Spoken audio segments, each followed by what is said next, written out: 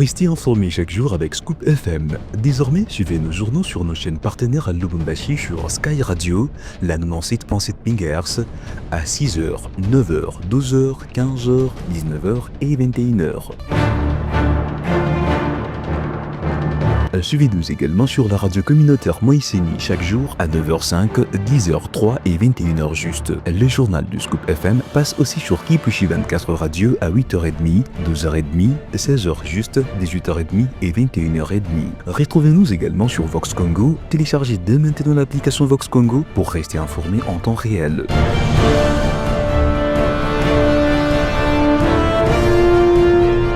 Scoop FM, suivez-nous sur notre page Facebook et sur notre chaîne YouTube pour tout savoir sur l'actualité locale, provinciale, nationale et internationale. Scoop FM, la neutralité réelle. La neutralité réelle.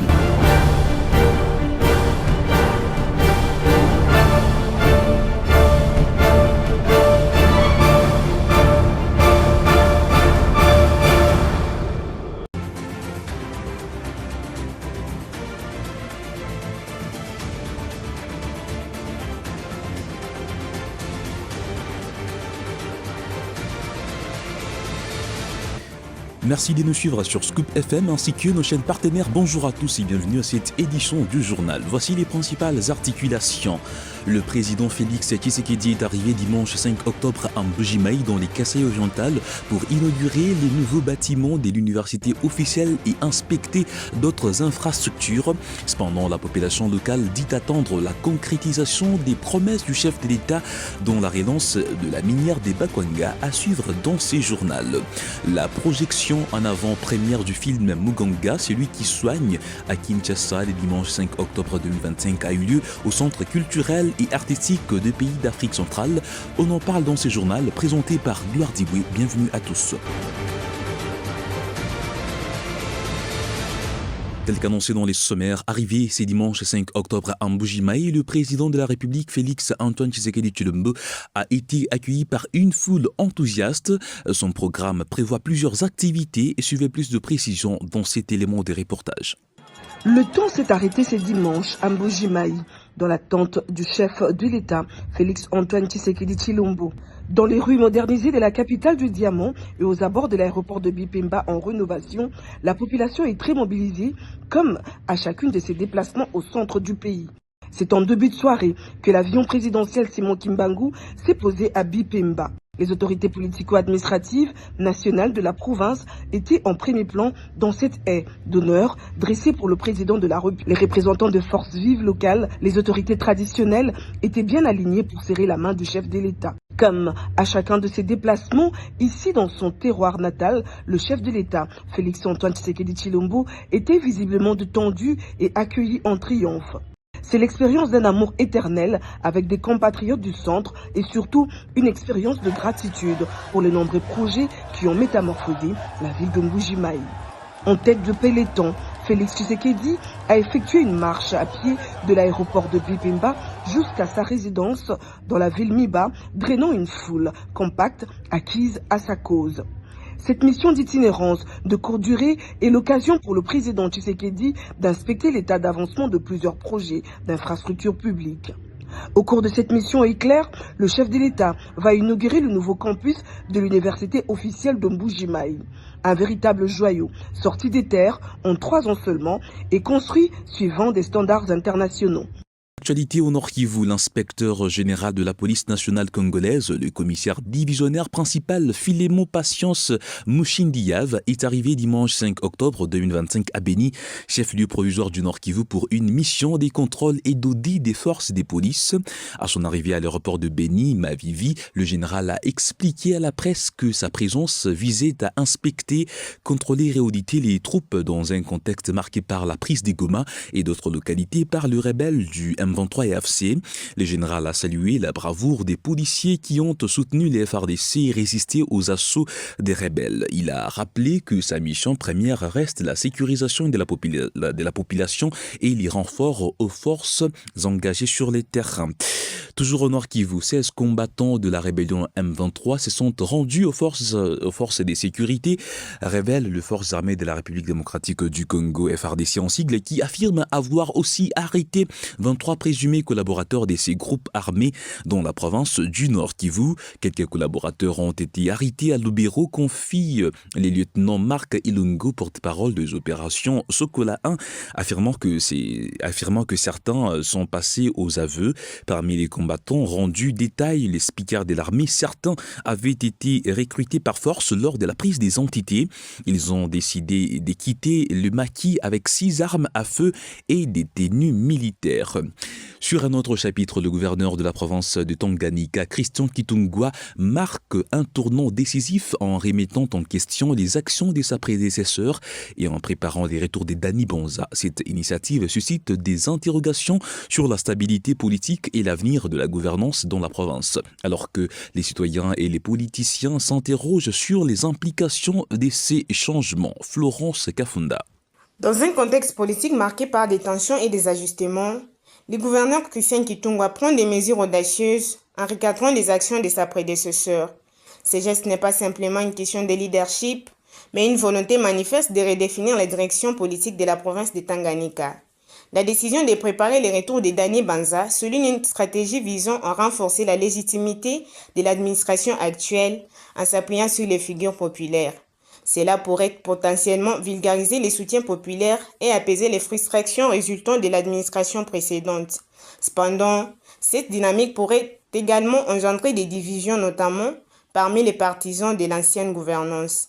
La manière dont Kitungwa gérera les tensions sera cruciale pour la stabilité politique dans la province. Les prochaines semaines seront déterminantes pour observer comment ces changements seront perçus par la population et les acteurs politiques locaux. En somme, la situation à Tanganyika est emblématique des défis auxquels sont confrontés les gouvernements locaux qui doivent naviguer entre héritage politique et attentes citoyennes. Tel qu'annoncé dans les sommaires également, la projection en avant-première du film Muganga, celui qui soigne à Kinshasa, a eu lieu le dimanche 5 octobre 2025 au Centre culturel et artistique de pays d'Afrique centrale, réalisé par Marie-Hélène Roux et produit par Cynthia Pinette. Ce long métrage franco-congolais est une œuvre de fiction inspirée des faits bien réels. Le combat du docteur Denis Mukwege, prix Nobel de la paix 2018, et celui des femmes congolaises survivantes des violences sexuelles dans l'Est du pays. Prenant la parole lors de cette diffusion, le docteur Denis Mukwege évoque les différences, bien sûr les différents cas, voulais-je dire, de violences sexuelles faites aux femmes. Je vous convie de l'écouter dans cet extrait choisi par Gracia Akilimali. Le viol comme arme de guerre, d'abord je voulais dire qu'il ne faut pas confondre un rapport sexuel non consenti avec le viol. Et le viol comme arme de guerre, c'est souvent des viols qui se commettent avec une méthode. Donc vous pouvez retrouver le même groupe armé qui commet les viols en utilisant la même méthode pour avoir en fait le même résultat. Et donc ici nous avions traité des femmes qui étaient souvent violées en public pour certains groupes armés.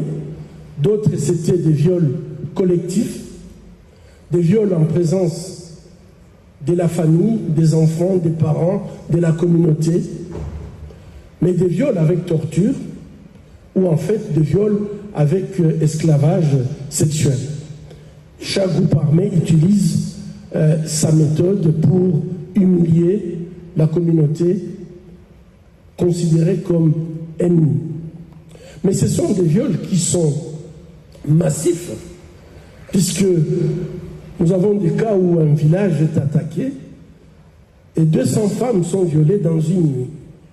On ne peut pas faire un acte comme ça s'il n'y a pas une préparation en avance. Violer 200 femmes, plus de 200 femmes dans un village, donc il fallait préparer la stratégie et pouvoir les faire. Et ces viols sont effectivement non seulement massif puisqu'il y a des victimes directes, mais c'est massif puisque souvent lorsque ça se fait en public, devant les enfants, devant les parents, devant la communauté, ces victimes indirectes, qui sont souvent de la famille, de la communauté, ne vont pas avoir de conséquences physiques, mais vont porter des conséquences psychologiques assez profondes. L'actualité en dehors de nos frontières en Tanzanie, le capitaine John Charles Tesha de l'armée de l'air tanzanienne a fait le buzz avec sa vidéo exigeant un changement en Tanzanie. Il affirme que la présidente n'a aucune vision pour le pays et qu'il appartient aux citoyens d'agir, en particulier à la génération Z. Et en France, le Premier ministre français Sébastien Lecornu a remis sa démission au président Emmanuel Macron, qu'il a accepté ce lundi 6 octobre. Nommé le 9 septembre, Sébastien Lecornu était sous les feux des critiques des opposants et de la droite après avoir dévoilé dimanche 5 octobre une partie de son gouvernement. Il devait prononcer ce mardi sa déclaration politique générale à l'Assemblée nationale. Lors d'une déclaration sur le perron de Matignon, Sébastien Lecornu a justifié sa démission en expliquant que les conditions n'étaient plus remplies pour être Premier ministre. Les renoncements à l'article 43 alinéa 3 de la Constitution pour redonner la main au Parlement. Et puis parlons sport pour terminer, les équipes congolaises engagées en interclub de la CAF ont joué ce week-end dans différents stades. Saint-Eloi Lupopo, Maniema Union et Simba se sont tous qualifiés à l'issue du match retour. Suivez ces reportages. C'est dans un stade de Kamalondo acquis à la course des Simba que le club du Lualaba s'est imposé face à Djabal FC de Comores. Le doublé du jeune attaquant Ilunga Nsungu Shadrack a suffi au vainqueur de la dernière Coupe du Congo de passer à l'étape suivante. Ces résultats permettent aux Kamikazes de Kolwezi d'affronter Kaizer Chiefs d'Afrique du Sud, un adversaire de taille. Tout d'abord, félicitations pour les Simba, une première en Coupe de la Confédération, déjà une qualification. La performance, elle était bonne parce que contrairement au match aller face à cette même formation de Djabal, on a senti que le coach Daoula Lupembe a changé quelque chose, notamment face au but. Autrefois, c'était plusieurs occasions et marqué un seul but. Mais aujourd'hui, moins d'occasions, mais il y a quand même ce qui a fait le nécessaire, c'est 2 buts contre 0. Donc l'équipe a mérité, c'est vrai.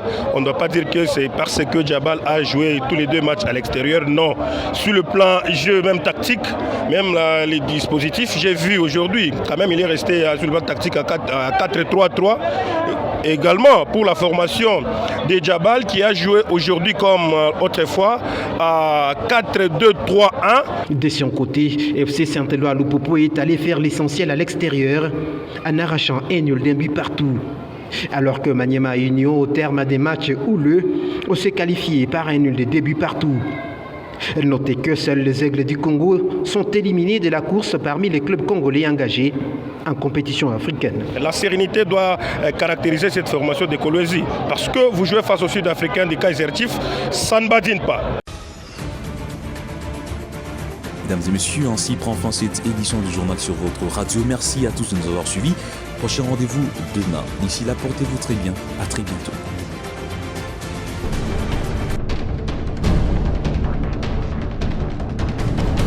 Restez informés chaque jour avec Scoop FM. Désormais, suivez nos journaux sur nos chaînes partenaires à Lubumbashi sur Sky Radio, la 97.7 MHz, à 6h, 9h, 12h, 15h, 19h et 21h. Suivez-nous également sur la radio communautaire Moïseni chaque jour à 9h05, 10h03 et 21h juste. Le journal du Scoop FM passe aussi sur Kipushi 24 Radio à 8h30, 12h30, 16h juste, 18h30 et 21h30. Retrouvez-nous également sur Vox Congo. Téléchargez dès maintenant l'application Vox Congo pour rester informé en temps réel.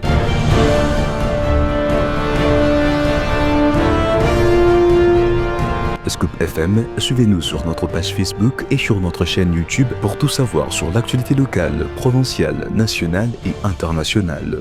Scoop FM, la neutralité réelle.